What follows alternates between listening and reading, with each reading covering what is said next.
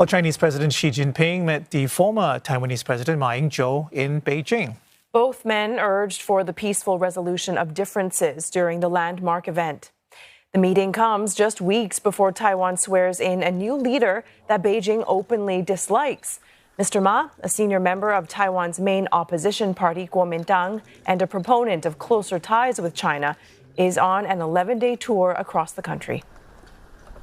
两岸同胞都是中国人，没有什么心结不能化解，没有什么问题不能商量，没有什么势力能把我们分开。海峡的距离阻隔不断两岸同胞的骨肉亲情，制度的不同改变不了两岸同属一个国家、一个民族的客观事实。 It's the first time a former leader of Taiwan has been hosted by China's president in Beijing since the Kuomintang retreated to Taipei in 1949. It's also the first meeting between Mr. Xi and Mr. Ma since the historic summit in Singapore in 2015. Joining us now is Chong Ja Ian, Associate Professor of Political Science at NUS and a non-resident scholar of the Carnegie China. Prof. Chong, thank you very much for joining us. We know that Beijing is obviously keeping a close eye on what's happening in Washington right now as Fumio Kishida meets Biden. We have obviously Ferdinand Marcos Jr. joining them later as well. I do want to ask you about, that hosting of the former Taiwan leader Ma Ying-jeou doesn't look like a coincidence. Tell us about the messaging from Xi. So I think essentially the optics are to contrast a sort of peaceful handling of cross-strait relations with the more defense-oriented relationship that is being emphasized in Washington between Kishida and Biden, and also with Marcos. Additionally, in Xi's remarks, he talked about opposing external interference in what he sees as cross-strait relations.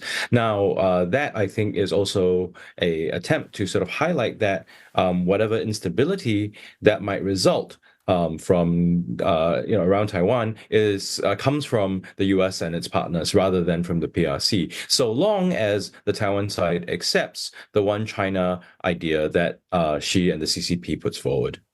Prof. Chong, is Ma Ying-jeou still a significant player in Taiwan right now?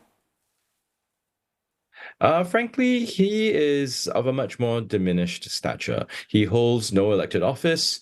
He is no longer the president. Even within the KMT, he doesn't hold a formal position.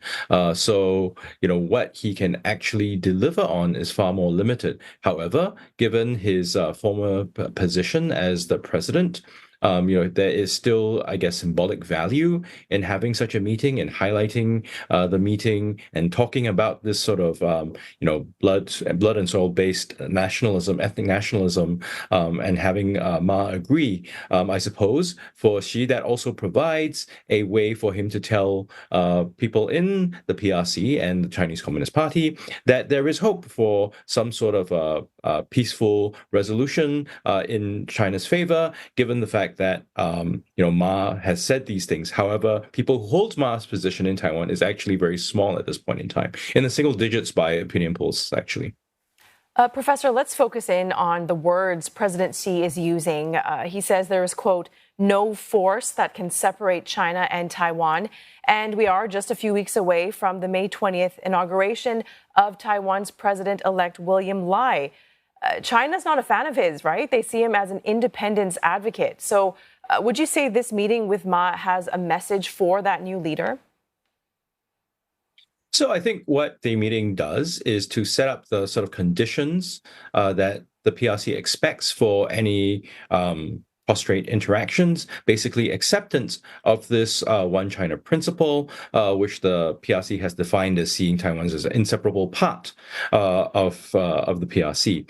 Of course, Lai is not going to go there, so I suppose this is a means for Xi and the CCP to continue with the sort of limited, or in fact almost no contact officially with Taiwan. And I would also say that it's the sort of meeting with Ma also contrasts with the language used on William Lai. I mean, William Lai, in essence, if you look at what he said, he's very pro status quo. This is unsurprising. 80+% of people in Taiwan want to maintain the status quo.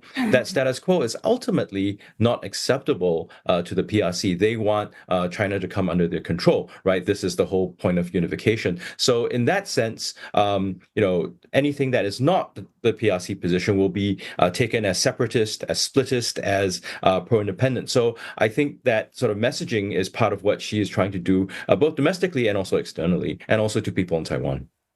Prof. Chong, I want to ask you, if I may, a wider strategic question right now. I mean, we have the Japanese Prime Minister in Washington to strengthen defense cooperation. We have the Philippine president on his way there as well. Can you help us explain, why these summits, both the bilateral and the trilateral summit, are important and how they link, if you like, to what's happening in the Taiwan Strait? I mean, how do these parties, meaning the U.S., Japan, and the Philippines, see it, and how does China see it as well in the context of Taiwan? Right. So for Japan, the United States, and the Philippines, they see instability around around Taiwan and the Taiwan Strait as inimical to their interests. Right.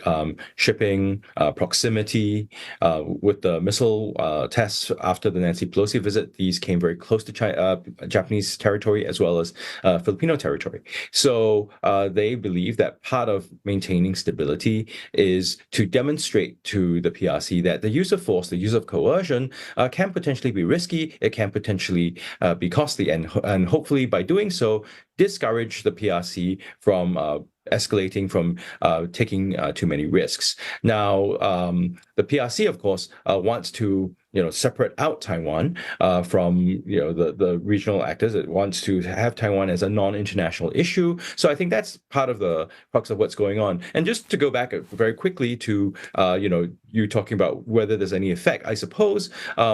If there's any effect from the Ma visit, we'll have to see if there are decreases in the air and naval patrols near Taiwan, or whether they're moved further away, whether there's more willingness to provide Taiwan with international space. I mean, without these sort of practical moves, any sort of effort or gesture toward Ma and Taiwan is just going to be purely symbolic. Professor, so President Biden, he's declared this upgrading of ties with Japan as a monumental alliance. He's saying their commitment to each other has never been stronger. Would you say that is the case? And how much is this going to provoke Beijing? What are they going to do next? So the U.S.-Japan relationship has been upgrading over recent years.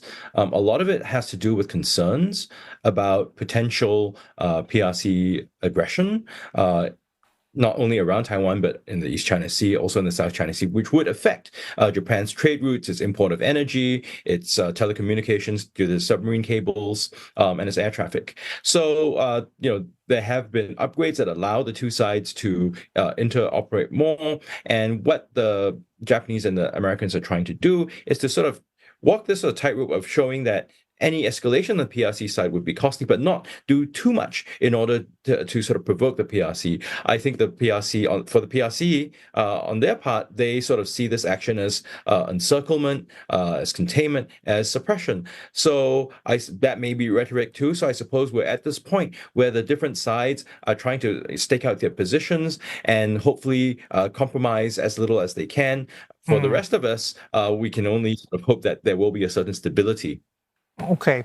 Prof. Chong, very quickly, there's been a change, remarkable change in terms of, how Ferdinand Marcos Jr. is approaching ties with the U.S. But you could argue that it was essentially the same when Rodrigo Duterte was in charge. China was there, staking its claim in the South China Sea as well. So what's changed for him, for Ferdinand Marcos Jr.? So for the Marcos administration, their point is that what we see with the more conciliatory Duterte administration's moves, the PRC has not stepped back on their claims over the South China Sea. They've not sort of let pressure ease on the Philippines. And so the Philippines may have to look for other options. Other ASEAN members don't seem as supportive.